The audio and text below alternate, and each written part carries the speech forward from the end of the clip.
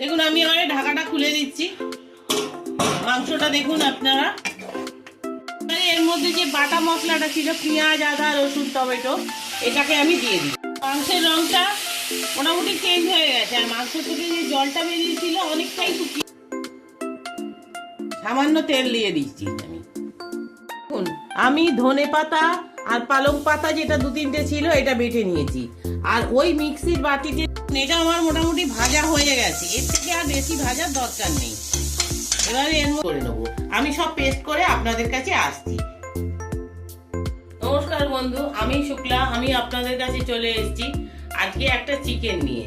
আমি এই চিকেনটার নাম দিয়েছি ফরমাইশি চিকেন। কেন নাম দিয়েছি সেটাও আমি বলে দিচ্ছি। কারণ জানেন বাড়ির লোকেদের সব ফরমাস থাকে, চিকেন করব, এ করব। সেই জন্য আপনি আপনার হাতের কাছে যা মশলা পাবেন তাই দিয়ে করবেন। যেমন আমি এখানে চিকেন নিয়েছি 200 গ্রামের মতন আমার চিকেন আছে। আর এখানে আমি নিয়েছি ধনে পাতা, আর তার সঙ্গে 4-5টা পালং শাকের পাতা। এই এছাড়া নিয়েছি, এখানে আছে দেখুন টমেটো আছে, রসুন আছে, পেঁয়াজ আছে, আর আছে আদা, কাঁচা লঙ্কা। এই যে আদা কুচি করে কাটা আছে, কাঁচা লঙ্কা আছে। আর গুঁড়ো মশলার মধ্যে আছে, এখানে আছে হলুদ গুঁড়ো, লাল লঙ্কার গুঁড়ো, জিরের গুঁড়ো, ধনের গুঁড়ো, আর একটু ভাজা জিরের গুঁড়ো। মানে যা আপনার হাতের কাছে থাকবে সেই দিয়েই ওদেরকে করে দেবেন। একটু গরম মশলা, একটুখানি টক দই, এছাড়া লাগছে আলু। এই আমার উপকরণ। আমি ঘরোয়া উপকরণে ওই ফরমাইশি চিকেন আমি করে দেবো। এবারে এই যে পেঁয়াজ, আদা, রসুন, টমেটো, এইগুলোকে আমি শুকনো কড়াতে তেল ছাড়া নেড়ে পেস্ট করে নেব, আর এটাও পেস্ট করে নেব। আমি সব পেস্ট করে আপনাদের কাছে আসছি। দেখুন আমি কড়াটা বসিয়ে দিচ্ছি। আমি কিন্তু তেল দিইনি, একটুখানি আমার তেল ছিল, ওইতেই যা হবে হবে। আপনারা শুকনো কড়াই দেবেন। আমি এইগুলো সব এর মধ্যে দিয়ে দিলাম।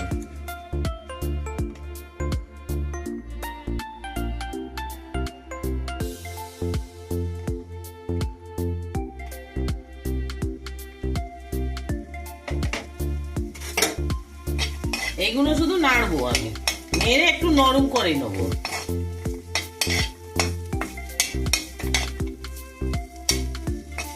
এইবারে আপনারা যদি মনে করেন এর মধ্যে কোনো কাজু বাদাম দেবেন কি চালমগজ দেবেন, আপনারা দিতে পারেন। এটা আমার মোটামুটি ভাজা হয়ে গেছে, এর থেকে আর বেশি ভাজার দরকার নেই। এবারে এর মধ্যে আমি 2টো কাঁচা লঙ্কা চিপে দিয়ে দিলাম ছিঁড়ে। এবারে এটা নরম হয়ে গেলে আমি এটাকে পেস্ট করে নেব।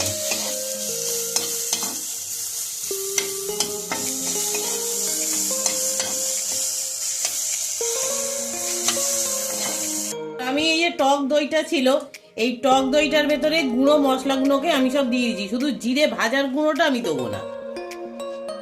ধনে দিয়ে দিয়েছি। এবারে দিচ্ছি লাল লঙ্কার গুঁড়ো, সামান্যই লাল লঙ্কার গুঁড়ো, কারণ এর মধ্যে তো কাঁচা লঙ্কা দেওয়া আছে। হলুদ,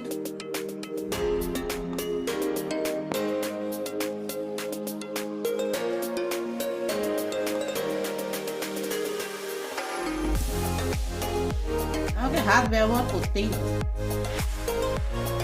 হাত না ব্যবহার করলে জানেন তো রান্না আমাদের হবে না। আর এই একটু জিরের গুঁড়ো।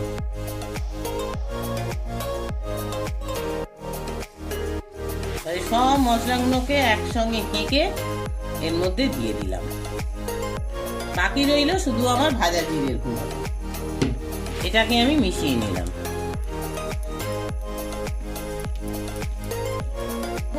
আমি ধনে পাতা আর পালং পাতা যেটা 2-3টে ছিল এটা বেটে নিয়েছি, আর ওই মিক্সির বাটিতেই আমি এই আদা, রসুন, কাঁচা লঙ্কা, টমেটো যেটা ছিল পেটে নিয়েছি। ওই জন্য রংটা একটু গ্রিনিশ এসছে। এবারে আমি রান্নাটা শুরু করব। এগুলো আমি গ্যাস জ্বেলে দিলাম, আর এটাতে খুব বেশি তেলও লাগবে না, কারণ আপনাকে ফরমাস করেছে। আপনি আপনার নিজের ইচ্ছা মতন করবেন। সামান্য তেল দিয়ে দিচ্ছি। তেলের মধ্যে তেলটা দিয়ে দিয়েছি, এবারে তেলের মধ্যে সামান্য একটু গোটা জিরে ফোড়ন দিয়ে দিলাম। ওই আমার হাতের কাছে যা আছে আমি দিয়ে দিচ্ছি।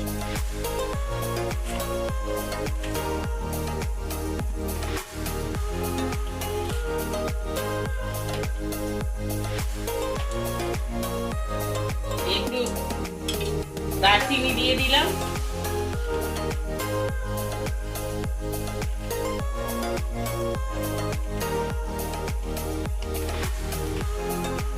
এটা একটুখানি হোক।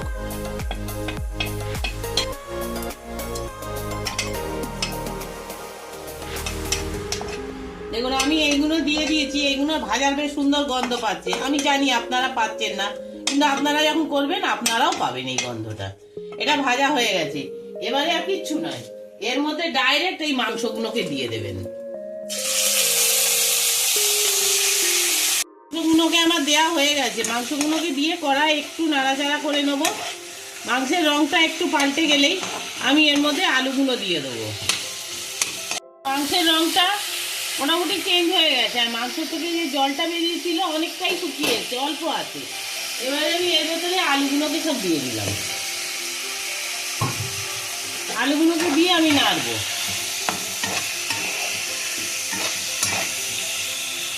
এর মধ্যে যে বাটা মশলাটা ছিল, পেঁয়াজ, আদা, রসুন, টমেটো, এটাকে আমি দিয়ে দিলাম।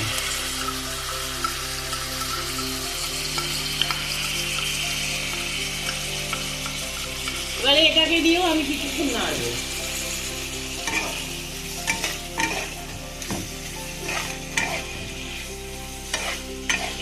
দেখুন এবারে দইয়ের মধ্যে যে মশলাটা আমি মিশিয়ে রেখেছিলাম, সেই মশলাটা আমি এখানে দিয়ে দিচ্ছি পুরোটা।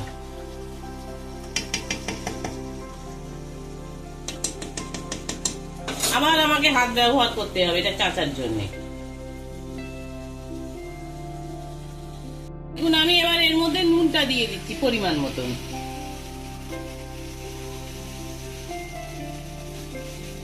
দেখুন আমি যে মশলাগুলো দিয়েছিলাম, মশলার জলটা শুকিয়ে গেছে।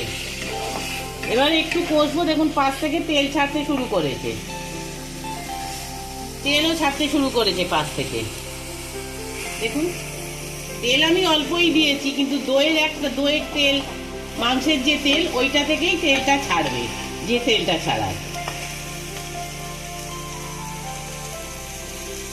এই মশলার বাটিগুলো সব ধুয়ে জলটা এর মধ্যে দিয়ে দিয়েছি, আর মিক্সির বাটির জলটাও আমি এর মধ্যে দিয়ে দিলাম, বাটি ধোয়া জল দিয়ে আমি এবারে চাপা দিয়ে দেবো। আর এই ধনে পাতা আর ওই যে পালং পাতাটা, ওটা খানিকটা পরে দেবো। এটা একটু মাংসটা একটু সেদ্ধ হলে তারপরে দেবো। আমি এবার এটাকে চাপা দিয়ে দেবো। আমার দেখছেন এটাতে জল কমে গেছে। এবার আমি এর মধ্যে এই ধনে পাতা আর পালং পাতা বাটাটা আমি এর মধ্যে দিয়ে দিলাম। দিয়ে একটুখানি এর মধ্যে আর একটু জল দিয়ে দেবো।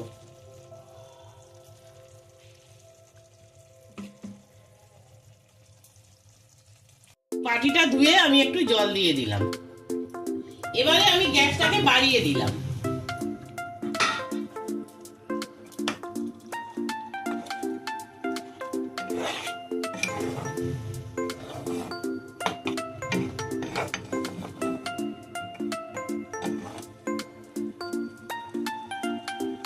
দেখুন আলু আমার সেদ্ধ হয়ে গেছে। এই যে এবারে জিরে ভাজা গুঁড়োটা আমি রেখে দিয়েছিলাম, এই জিরে ভাজা গুঁড়োটা আমি ওপর থেকে ছড়িয়ে দিলাম।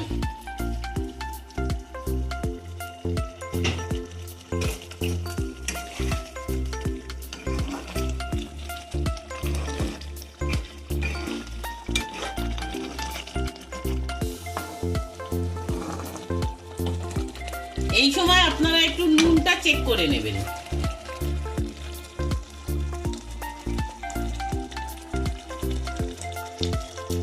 নুন ঠিকই আছে।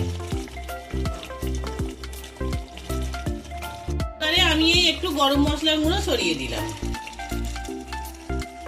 গরম মশলার গুঁড়ো ছড়িয়ে একটু নেড়ে একটু 2-3 মিনিট চাপা দিয়ে রাখবো, তারপরে আমি দেখাচ্ছি। এই যে দেখুন আমি এবারে ঢাকাটা খুলে দিচ্ছি। মাংসটা দেখুন আপনারা,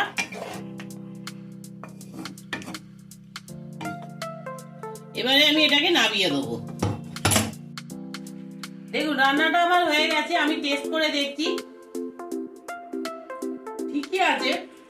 আপনারাও এইভাবে করবেন, করে দেখবেন, আপনাদের ঘরের লোকেদের খাইয়ে দেখবেন এই ফরমাইশি চিকেন কিরকম তাদের লাগে বা আপনাদেরও কিরকম লাগে। আশা করি ভালোই লাগবে। যদি চ্যানেলটা আপনাদের এই চ্যানেলের ভিডিওটা আপনাদের পছন্দ হয়, একটা লাইক করবেন, সাবস্ক্রাইব করবেন, কমেন্ট করবেন আর শেয়ার করবেন, প্রচুর মানুষের মধ্যে এটা ছড়িয়ে দেবেন।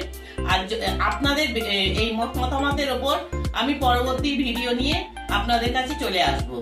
আপনারা সবাই ভালো থাকুন, সুস্থ থাকুন, এই আশা নিয়ে ভিডিওটা শেষ করলাম। নমস্কার।